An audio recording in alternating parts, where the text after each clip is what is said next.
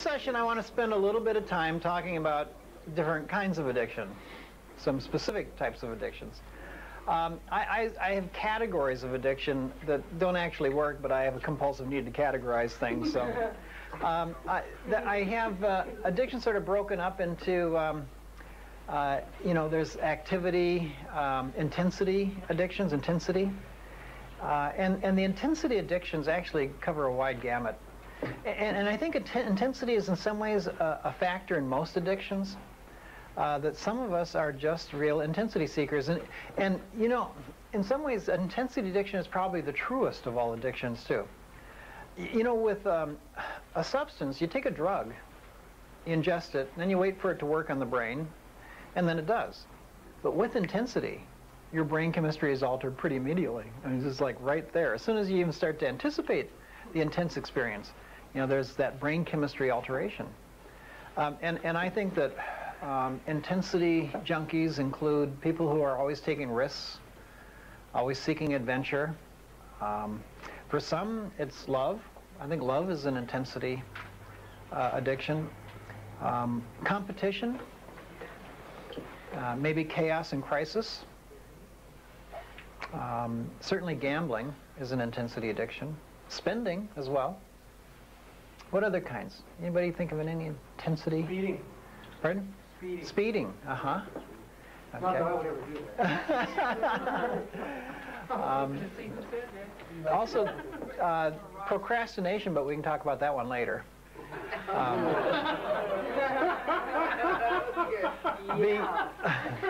It's like, how often do we sort of let the gas gauge get down to the E?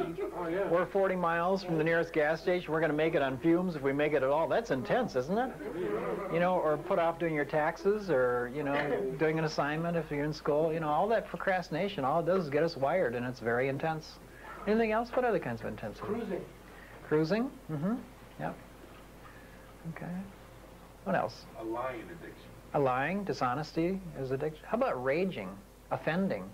Okay, that's intense too, isn't it? I think within intensity addictions you have some like relational addictions as well. You know, love addiction, romance addiction. Sex addiction doesn't quite fit as a relational addiction, but it's thrown in there usually anyway. It's an activity addiction, and there is the intensity element for most sex addicts. I think that there is definitely a difference between relationship addiction, love addiction, and sexual addiction. And I think it's pretty obvious by what we call it. You know, a sex addict is interested in the sexual aspect. And sometimes the sexual addiction is within the context maybe of a love addiction or relationship addiction, and it's about the relationship, but it's the sexual demands and the sexual needs and activities within the relationship. But a lot of sex addicts, sex has nothing to do with relationship at all. In fact, it's interesting about sexual addiction. It's a difficult addiction in some ways for recovery. It's a lot like recovering from alcoholism if you're also a liquor store. In other words, you are the supply. It's you. It's like other people don't make us sexual. We are sexual. You know, we don't need other people to act out sexually. We can act out sexually with ourselves, with our thoughts and fantasies, with our bodies, with objects, with pretty much anything. With sexual addiction, there's a lot of different drugs of choice, if you will. And for some sex addicts, the drug of choice might be a bicycle seat. Some it might be diapering. For someone else, it might be children. Someone else, it might be the seduction process. Someone else, it might be old people or young people or same-sex or group sex, bookstores, massage parlors, whatever. You know, and a lot of sex addicts, it's anything that will get them off sexually. But some are very particular in their drugs of choice, just like chemically dependent people can be very particular. You know, a lot of alcoholics, you know, will never do drugs, you know, but they'll do alcohol. You know, whereas some people, any drug that'll get them high is, you know, is the drug of choice, if you will. And so there's a lot of similarities between chemical dependency and sexual addiction. I think in some ways, sex addicts are fortunate. And in fact, I was speaking at a sex addicts conference, and I know some people think all conferences are sex addicts conferences, but this was for recovering sex addicts. And I said, of all the addicts, I believe that you are the most fortunate. And not because of how people view your addiction or the, you know, ease with which recovery takes place, but with the fact that for sex addicts, there is a forced integration of sexual and spiritual recovery. Within the spiritual 12-step program, they have to deal with their sexuality. And I think the integration of sexual and spiritual recovery is the thing that any addict needs, but very few find. Because there is no real separation of our sexuality and spirituality. A tear in the fabric of one always requires mending of the other. You know, and that addiction isn't just a symptom of spiritual bankruptcy, it is a symptom and a process of both spiritual and sexual bankruptcy. And the healing of the sexual aspects of our recovery have been more difficult to find, I think, than the spiritual. In fact, that's probably why a lot of people have a lot of spiritual recovery still have a hard time with intimacy. Because the healing of that self-intimacy about our relationship with ourselves as men and women is what sexual healing is really about. And until that healing takes place, we can't find intimacy with others either. Not the kind of intimacy that we can maintain an intimate and sexual relationship anyway over time. I think that romance addiction is more common in women than men, probably, whereas sex addiction seems to be more common in men, but some men are romance addicts and some women are sex addicts. But it's almost like women have been taught to diffuse their sexual feelings into romantic concepts. And so it's like romance addiction is women's answer then to sex addiction, if you will. And I don't think there's a lot of difference, because either way it's almost an objectification and an outside-in experience rather than an inside-out.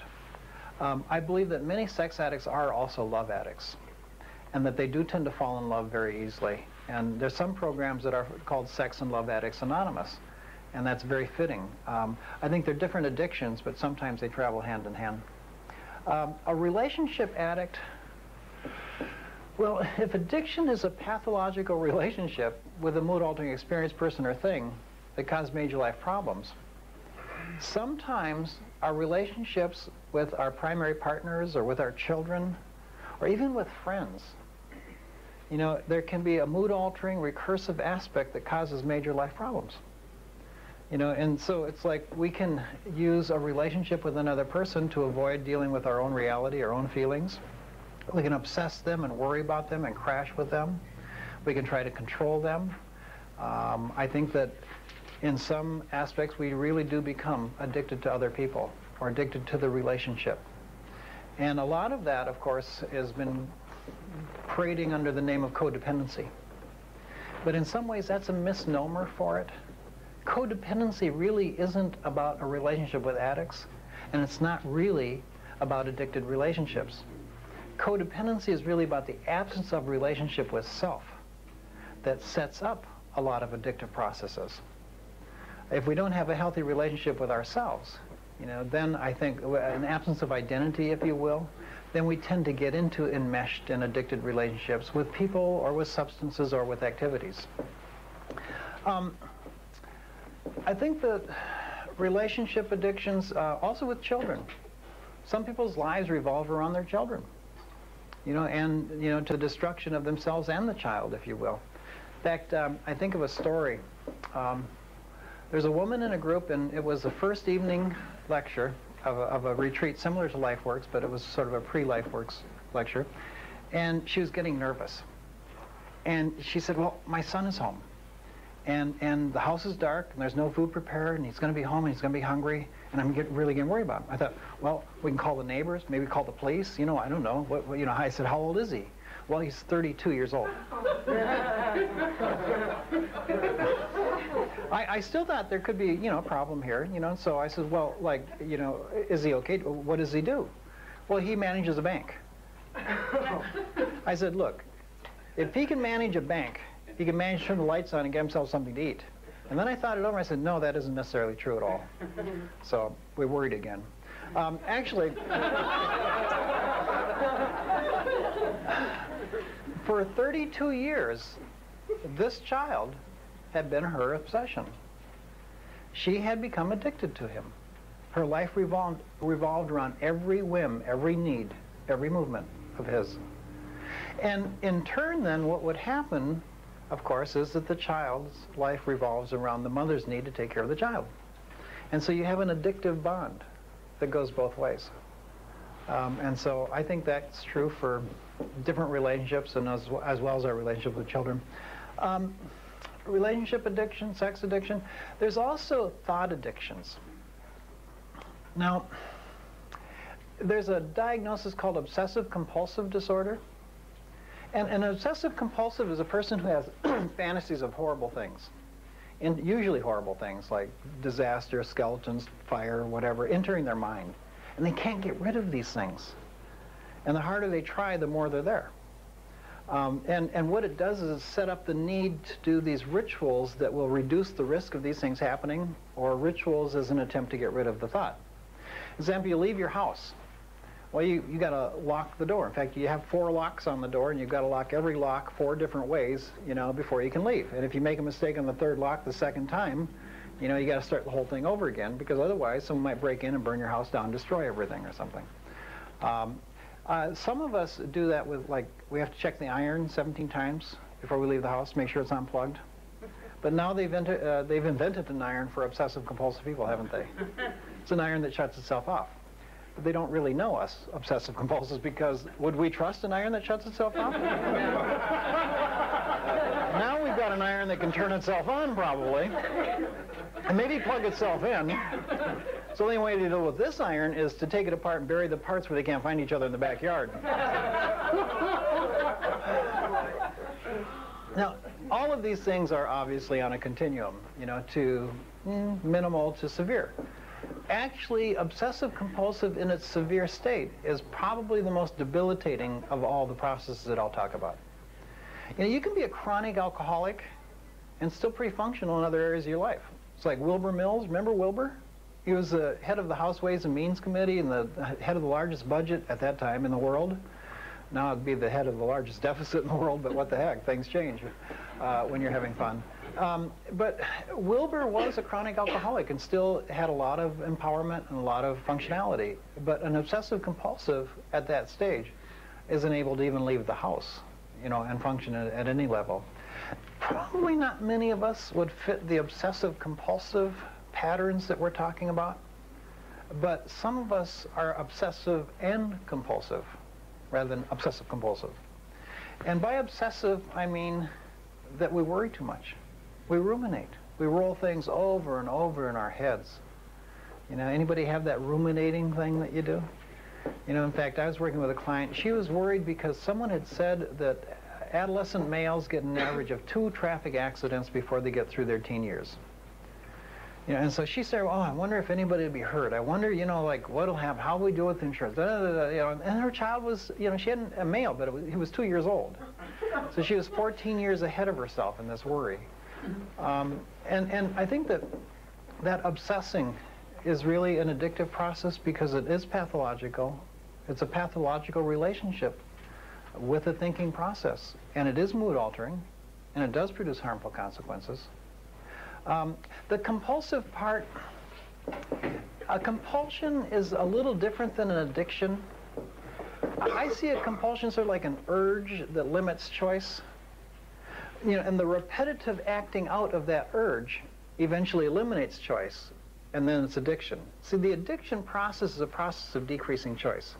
A lot of us have compulsions, urges, and some of our compulsions are the kind that everything has to be a certain way. That's the control issues, like neat, straight, tidy. I see lint over there in the 3rd row. I think I might just break, and go pick that lint. Or, you walk through a room, you can't, get through the room without having to fix or straighten something. Or you can't read the newspaper, because someone else has read it and not folded it the way it came off the press. There's the little things that drive us crazy. And what we do is we drive other people crazy with our compulsiveness. Now, some of the compulsiveness comes from the obsession. Like, you can obsess health. And you can worry a lot about being in health and about what you eat and about exercise. Then you get very compulsive about your exercising. So I need to run 4 miles a day. Now I need to run 6 miles a day because 4 was too easy, and I can't be really being healthy if I'm only running 4. And then we drive everybody nuts, and we get addicted to that or the compulsive about the exercise program as well, or about what we eat. We drive people crazy with, not being able to eat in any normal settings or normal ways with other people. Another addictive process I think would be probably thought talk. We all have this voice inside of ourselves. We all have this conversation with ourselves. It's like while I'm talking to you, I'm also talking to me. And while I'm talking to you, you're talking to you too, because I can hear you. No, actually. And I think that, like, while I'm talking to you, let's say that I'm telling myself, Terry, you're screwing this lecture up royally. You've left out all the important stuff. You're boring. It's too long. And all these people have heard this stuff before. Why don't you quit while you're ahead or behind? It's like, I can be saying those things to me, and what's happening to me while I'm saying those things? I'm getting scared, I'm getting wired, I'm not enjoying what I'm doing, and I'll probably end up retiring very soon, like in 20 minutes. And some of us just keep criticizing ourselves and putting ourselves down and questioning ourselves, and that thought talk is repetitive. That thought talk is compulsive, it is mood altering. We don't choose it, but it does hurt our life deeply. And I think part of our recovery process is just to learn new ways of speaking to ourselves. And if you can't change it, then it has to be looked at as an addictive process. But most of it is like a pre-recorded message. If for a long period of your life you were told that there's something wrong with you, that you didn't do it right, you look stupid, eventually you're going to leave that system or that relationship and start telling the same things to yourself. And so we have to kind of build a new dialogue as well. Maybe thinking itself can be addictive. I was doing a workshop in Dallas, and someone in the workshop brought me the 20-question questionnaire. Have you seen the one to determine if you're an alcoholic? That starts with, okay, you've seen that one. Well, this one was not about drinking. It was about thinking. And it had questions like, do you often think alone? Do you think before breakfast? Has anybody ever confronted you on your thinking? Oh my God. What better way to avoid feeling than thinking? Constantly analyzing, trying to figure everything out. In fact, has anybody in here ever been in a relationship with someone they think might be a thinking addict? Someone who processed and thought out and analyzed everything, but could never get to a feeling level? And could you have a relationship with that person? No. Because where there's no emotional connection, where there's no vulnerability, there's not really probably much of a relationship, at least for the intimacy part. I think that probably vulnerability is one of the true pathways to intimacy, that we have to be open to the emotional processes as human beings to be able to connect truly with other people. Thought addictions, maybe fantasy too. Like for some of us, we're always lost in space. Family comes up, Earth to Mother, are you there? My mother used to leave a lot. She always left her body behind, so it made it really hard to find her. But she spent a lot of time just kind of dissociated in fantasy, in La La Land, I used to call it. And I think that for some of us, it might be just constantly fantasizing and never being in the present. But I think more than that, it has to do with our destructive fantasies, almost like the thoughts, the images that we hold, the things that we fantasize, are also the things that we realize. Our fantasies become our realities. And so if our fantasies are of destructive things, relationships falling apart, getting fired, disaster, those disasters seem to befall us. And I think that part of recovery, again, is to sort of rebuild the images of where we want to be, and the images of even who we truly are. And when we have those positive images, we tend to follow with positive realities. In fact, I think that we're told often to believe in ourselves, to image ourselves as successful and healthy, and we will become. And that is quite true, except when we've got sabotaging messages and events of the past that are destroying the image. I don't think that we can just image our way into health and happiness. I think we have to deal with the realities of our past as well. And I think that some of the people that just do the imaging use it as a form of denial and delusion as well. And I think they set themselves up for some crashes as well. There's some addictions that are just distractions, they don't fit that intensity stuff. Can anybody think of something that's just distractive but not necessarily intense? Nothing. Thank you. That's what I was getting. Yes. Movie, TV, music. Although I think for some, music can be part of intensity as well.